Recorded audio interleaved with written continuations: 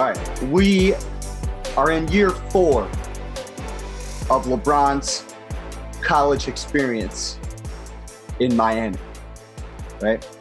Back-to-back champions, Miami Heat, coming from one of the craziest series in NBA history versus the San Antonio Spurs, round 1, first one. LeBron, this is LeBron at his most efficient. Second in MVP voting to Kevin Durant. This was Kevin Durant's 32 point per game. You the real MVP. Yeah. I remember at this point, like I remember thinking, like, are they really gonna dick eat LeBron and not give it to KD? I'm like, KD's averaging 5 more points, it's more rebounds, Yeah, like almost the same amount of assists. Like how is it not gonna be the case? Like I remember like worrying that he was gonna fucking get screwed out of this for whatever reason. So right at this point you got and I'm just talking from a fan's perspective. Kobe just gets injured in 2013. 2014, he tries to come back, has the shoulder injury. He's out for a while. So I'm like lost as a fan, pretty much. So Kevin Durant was a player that I was like looking at that time, and I was like really like I liked the way he played. Like I remember I was rooting for him against Memphis the year before. Yeah, but everybody was giving him shit for not doing much in that series, and so this year I was watching him and I was like a fan. This is when I became a huge fan of Kevin Durant. Miami only second in the conference after a 66 win season. They turn it back down, right? Yeah. Now they're only at 54. They finished behind the Pacers, which had a lot of people talking like, oh, maybe the Pacers will do it this year. Maybe this will be the year they finally get over the hump. I distinctly remember that. Wade, a clearly deteriorated version of himself. 53 games played for Dwayne Wade, 19 points a game. Still, he's shooting over 50%. Yeah. So when he takes his shots, he's trying to be as efficient as possible. Shooting 55% is crazy. Like being that. Like what I want to see, this is the guy to see the shooting splits for. I want to see where he's taking his shots, especially considering he's still not over 1 3 made a game. Yeah, so he's all in that mid range, and a lot of stuff at the rim. Mm-hmm.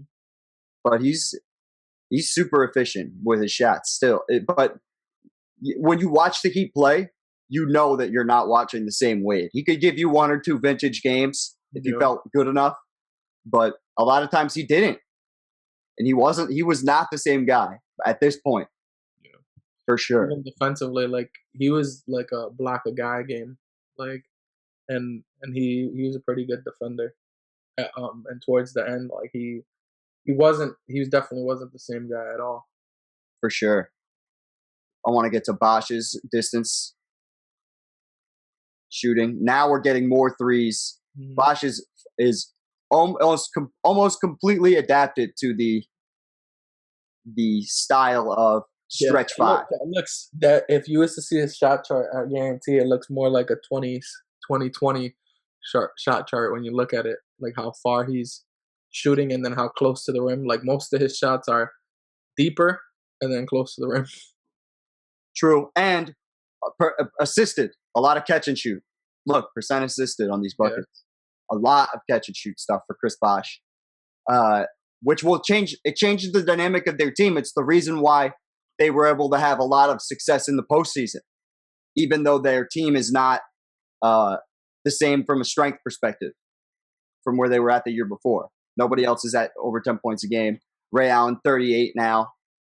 Man, that's crazy. Ray Allen was 38 at that point. Yep. Because I remember people talking about Ray Allen coming back to like the Cavs at some point, like towards the later parts of like LeBron and Kyrie being in Cleveland, like maybe in 2018 or something. Yeah. And I was thinking like, damn, like if they get Ray Allen, like, but he would have been like what 40, 41, like that would have been crazy. It's insane that I even thought that would be fine. Like, okay. This is Round one versus the Kemba Walker-led Charlotte Bobcats. Yeah. They went from being literally the worst team in the league to at least cracking the playoffs in the East, which is kind of crazy. But LeBron obviously carrying them. 55% shooting, 30 points, 38 and 6, 2 steals. Like I said, Wade finally under 50% here, but not getting over that 20 points. And this is fucking Charlotte we're talking about. Yeah. Like, we're not talking about a squad that should be handling Wade in any way, shape, Hey, he shot 50% from 3. Yeah, how many did he take? Probably like 3. Probably like 4. 1 for 2. Yeah. It's hilarious. Oh, man. Chris Bosh, 9 of 13 in the series. Hey, look at you, Bosh. 9 of 13 in 4 games is pretty good. Spicy boy, are you? But absolute dominance of Charlotte, continuing LeBron's undefeated streak of first-round matchups. Yeah. Brooklyn. This is the team with some old friends who are not nearly in the position that they used to be in. And when he says old, he really means old. Oh, ancient friends. Yeah. 32, 36, and 37-year-old KG. Man, remember when Darren Williams was considered the best point guard in the league for like a short window of time? Yeah, it was always between him and Chris Paul. Like, yep. That was the thing. And he went to Brooklyn, and the first year he played okay. And then after that, he fell off a cliff. Like, he jumped off of the cliff. You want to know? You want to know who ended his career, or who started that downfall? Some guy who you guys in the future, if you're watching this in like 2025, you're definitely not gonna know who this guy is, and you barely know who he is right now. His name is Jeremy Lin. And we once, so if you're a really like deep basketball fan, you know what Vinsanity is. Linsanity. No, wait, Vinsanity was the original, like Vince Carter going crazy, and then there was something called Linsanity. It was like a recreation, and it was this Asian guy that was just chewing people up for 7 games, right?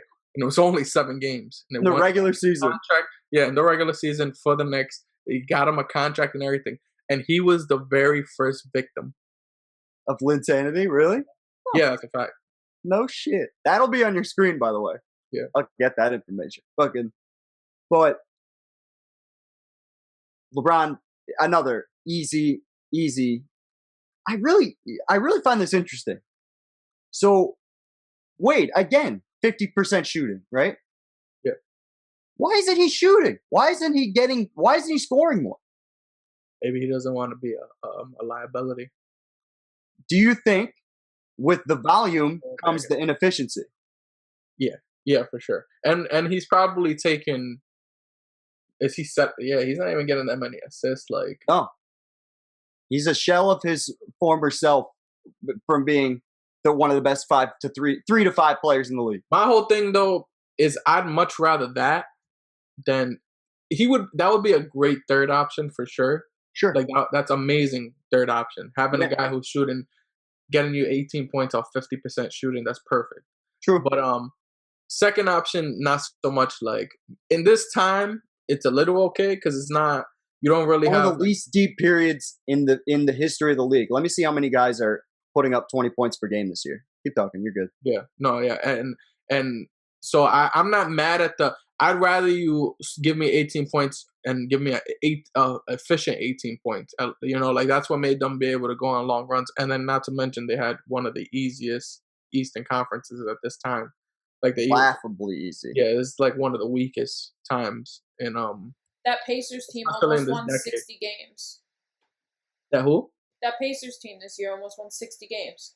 Yeah. And as we talked about in the last year, no one respects them historically. Yeah, exactly. Like that Pacers team, if you put them in any decade, like they would not make a conference finals. Like any other decade, they would not make a conference finals. So we got 18. Less than 20 guys, 19 guys averaging 20 points a game. Yeah. It's a small number. And remember when we had over three guys in this 30 point per game territory? Yeah. Now it's just Kevin Durant's in a class by himself. I don't know who this guy is. He's irrelevant. Oh my gosh. Move on. At this point, Melo's starting to become like not that superstar that he was. Yeah, he's just becoming what I always thought he was, a bum. I mean, it only took him like 13 years of his career to do that. Yeah, but when losers will be losers. Hoes gonna be hoes, but I couldn't blame Melo. But finally we get to the conference finals where there's a little bit of a fight, a very small, minor fight. Now this is where you hear the the balloon. Yes. Pause. This is the famous, blowjob game. Demonetization, so easy. Great. You gotta love it. It's super overrated when you have 50 subscribers. When LeBron, very below average. We've only seen 22 or 23 points a game twice so far in these breakdowns. Yes. This series, Paul George averages 24 points a game.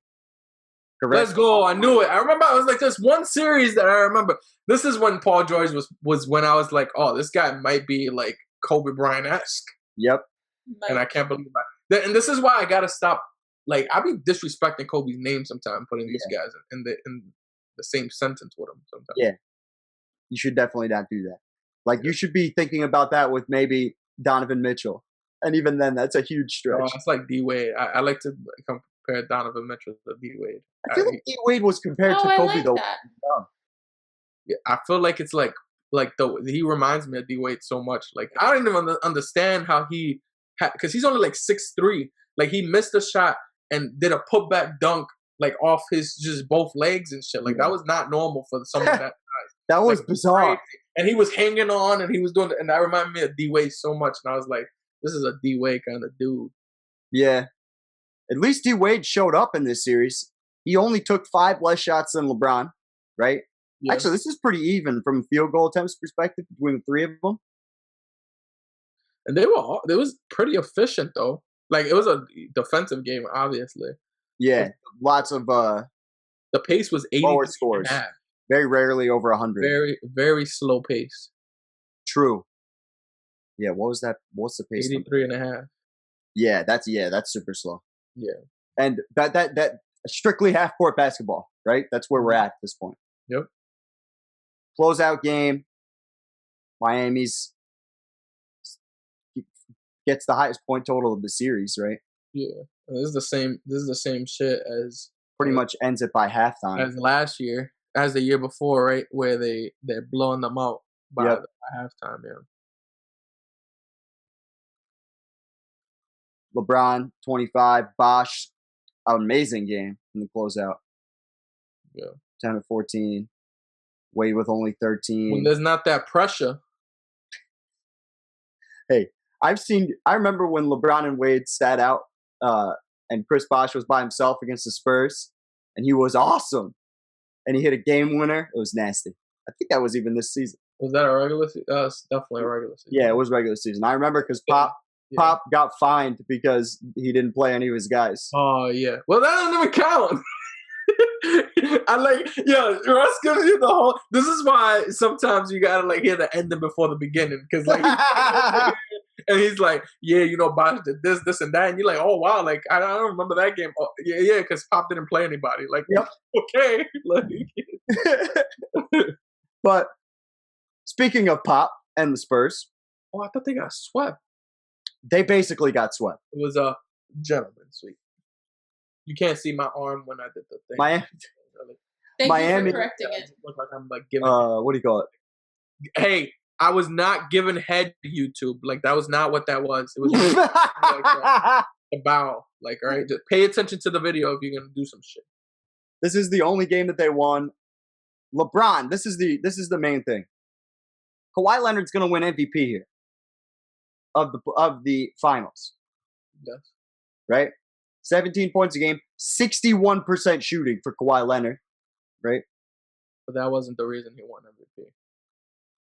He won MVP because he held LeBron to this. Yeah. That makes no sense. I'm going to be the first to say.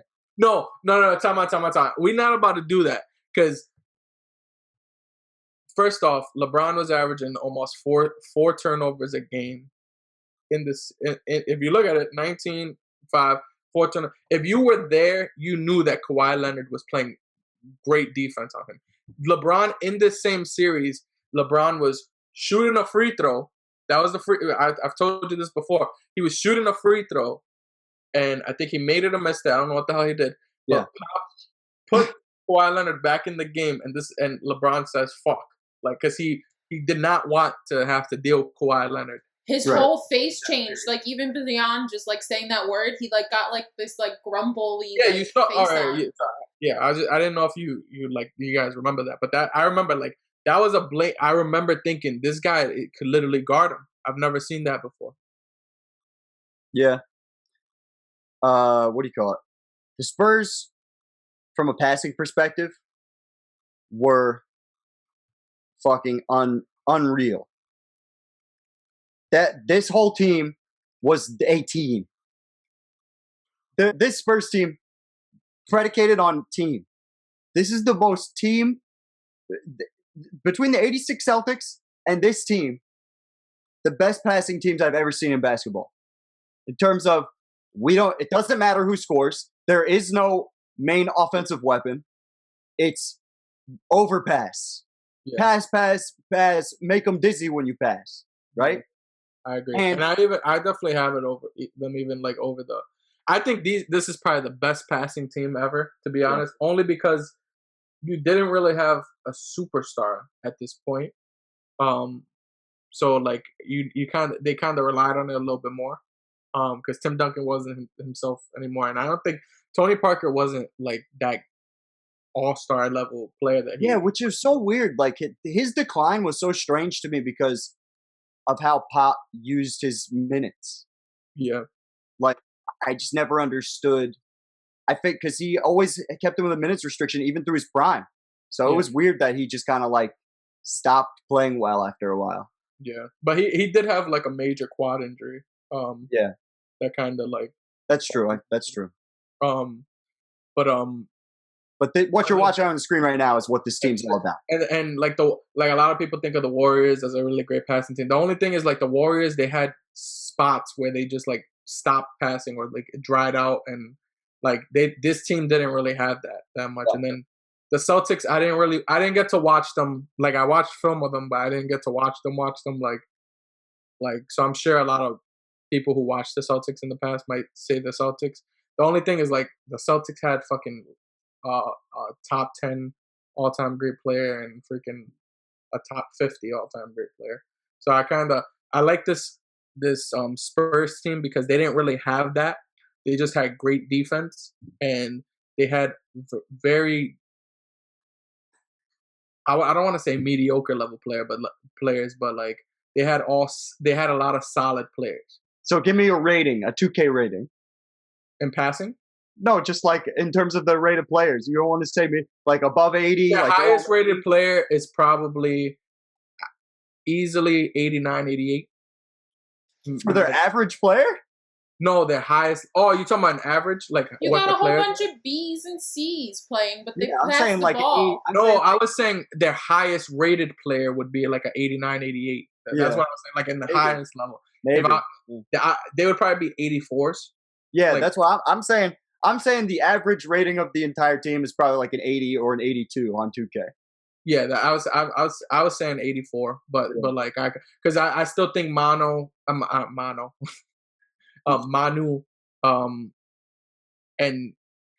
would say that they're around like the higher. I don't know. I guess 80, 82 makes sense too. Like it's not that far off. No, it's just like what do you call it? The point being is that no one is kind of like what I was saying.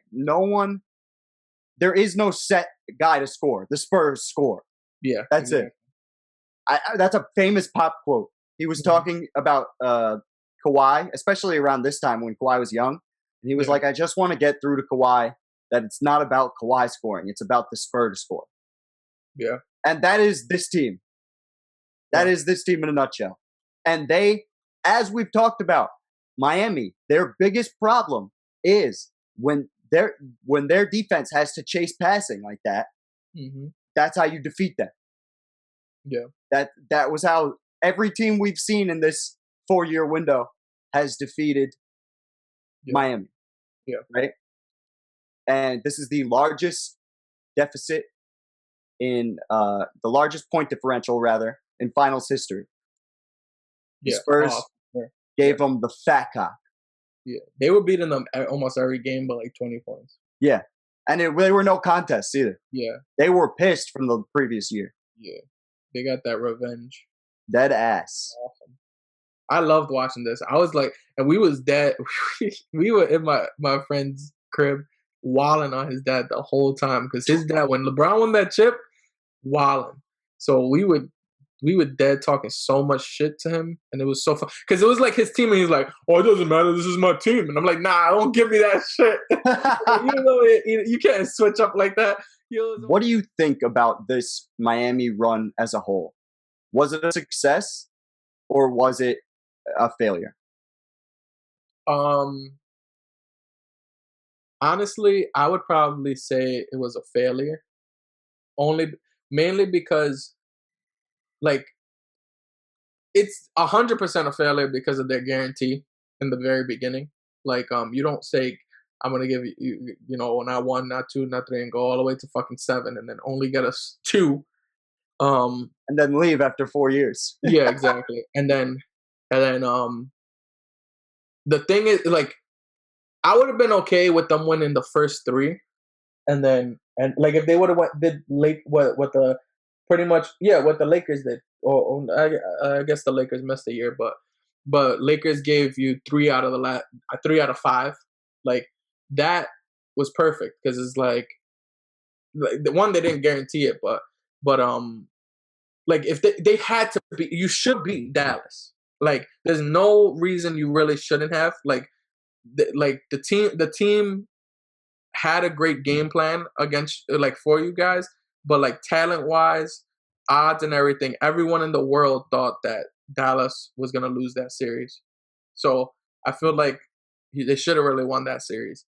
And then you won a great fucking you won against OKC, which was understandable. And then you had a fucking great ass run against the Spurs, and then the next year they beat the shit out of you, which is fine. But like that Spurs series in 2013, like that's one of the greatest series definitely of this decade. Like it's probably one of the greatest series of the last in this century too. Yeah. So do you consider the 2014 Spurs an all-time great team? Yes. Okay. I got them in my top 10. Yeah. Possibly they could fight for 5. As a team, it depends on criteria. Yeah. If we're talking about them against other teams, it might be a little different. But in terms of like the actual name of the game, like being a team, like they were a top. They could have been. You could easily. I agree. For what it's worth, I completely agree with you. Yeah. I bring it up just to be. I look at it and like, okay, without the not 4, not 5, not 6 quote, right? If we're taking that away, we're pretending that doesn't exist. Yeah. I think making it to the finals every year you're together is a success in some way, right? Like, considering what happened to Wade, considering what little you got out of Bosh in comparison to what was expected coming into it, right? To make it to every finals and be the Eastern Conference representative every single time, and to come away with 2 championships, one coming against the 2013 Spurs, which were maybe a little bit worse than the 2014 Spurs, but they were good. You know what I mean? Like, this is a dynasty to you? No, I don't know about that. I don't know if it's a dynasty. They went to 4 championships and they won 2. Yeah, but you got to win. You got to win the majority. Like you got to get at least 3 and 5 years to be a dynasty, in my opinion. Like the Warriors were able to achieve that. They were able to get 3. Like if they had gotten the Mavericks one, maybe it's a dynasty. It's for sure, obviously a three-peat, but because I don't know, man. Like he walked away with 2 MVPs. It just doesn't make sense. Right? So and this is more so for me to have an understanding of how you think of it, because you just said that making it to the finals is to you is a success, right? But when we talk about when I'm looking at it in totality, yeah. So when we talk about LeBron being the greatest of all time and saying he went to 10 NBA finals, we say Jordan getting 6 chips in 6 tries, like right. You don't see how those are 2 completely different things. You just think those are the same. That what? That's 2 completely different things. I think it's also at what point does the amount of finals trips outweigh the limited skew based on just Jordan being 100%? Yeah, that's true. And that's why I answered this in totality. The reason why I can answer, like, if you would ask me in the moment with Miami, I probably would agree with you. I would have said a failure. But now looking at it considering he probably doesn't make the rest of those finals without his experience here and what he learned here, because he's brought that everywhere he's went since. So you mean so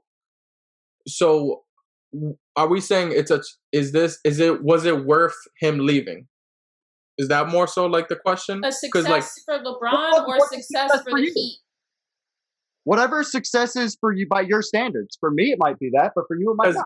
Because when you go to the next level and say what he learned here got him to where he ended up at, like where he's ended up now, I agree that it's 100% a success when you say that. Yeah. But I'm thinking about it like from what they wanted. Like, to me, a success. You can't say. This is how I'm looking at it. When I create a plan, like for work.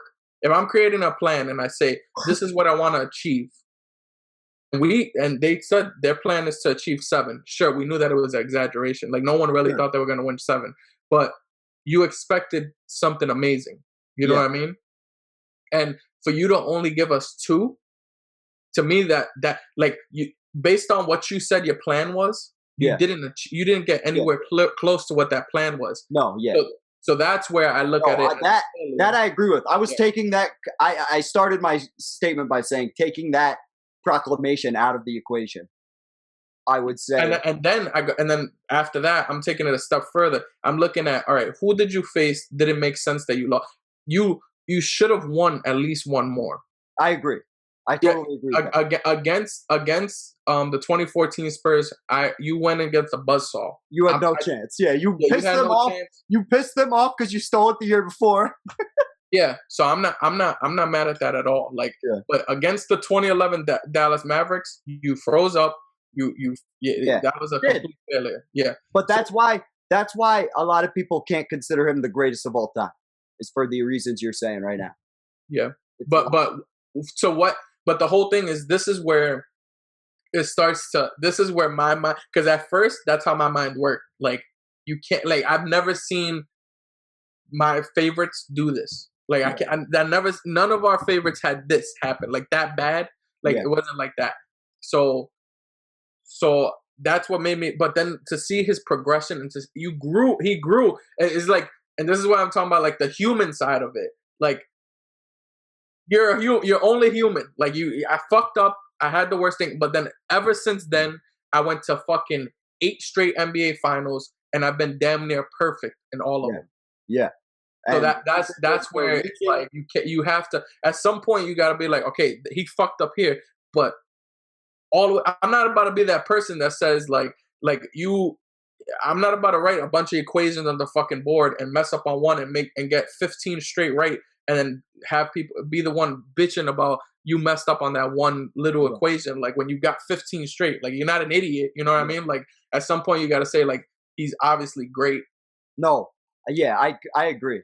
I look at the totality that I look at it from, and why I say it's a success, is because I don't know if he wins any championships in his career, for sure, without this period of time. Yeah. What like, it does for his career, the whole time, maybe he doesn't learn. He said it himself. I needed to learn how to win. Yeah. Like, winning 66 games in Cleveland when I'm 21 is great, but I'm not doing anything with it because when it matters, no, I can't fuck with anybody. Yeah, and then when he won 66 games in Miami, 2013, best year ever, it meant something. You know what I mean? Like, and he got his championship. Yeah. I agree. From that perspective, it's definitely two different perspectives, but I definitely understand that, and I agree. I think if you're looking at it as a totality, what it did for his career, 100% was a success. But we are getting ready to come home to Cleveland.